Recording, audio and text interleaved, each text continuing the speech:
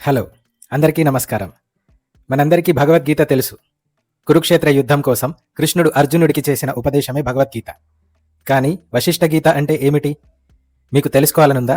నేను ఈరోజు మీకు వశిష్ఠ గీత గురించి చెప్తాను. వశిష్ఠ గీతని ఎవరికి ఉపదేశించారు, ఎందుకు ఉపదేశించారు మొదలైన విషయాలు నేను మీకు చెప్తాను. పూర్తిగా వినండి. వశిష్ఠ గీత యొక్క ప్రస్తావన రామాయణంలో వస్తుంది. దశరథుడు కోసల రాజ్యానికి మహారాజు.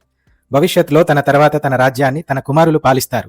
కాబట్టి వాళ్ళ రాజ్యం గురించి, ప్రజల గురించి తెలియాలి. ఈ ఉద్దేశ్యంతో దశరథుడు రామ, లక్ష్మణ, భరత, శత్రుఘ్నులని తమ రాజ్య పర్యటనకి పంపాడు. వీరితో పాటు తన మంత్రి సుమంత్రుడిని కూడా పంపాడు.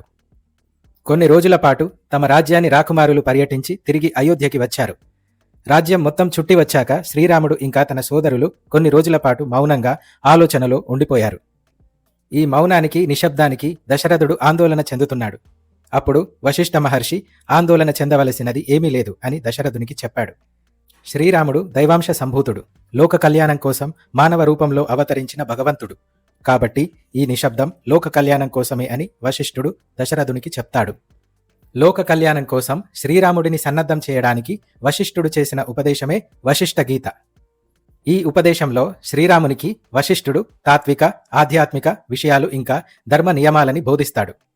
వశిష్ఠ గీత గ్రంథంలో 6 అధ్యాయాలు, 32,000 శ్లోకాలు ఉన్నాయి.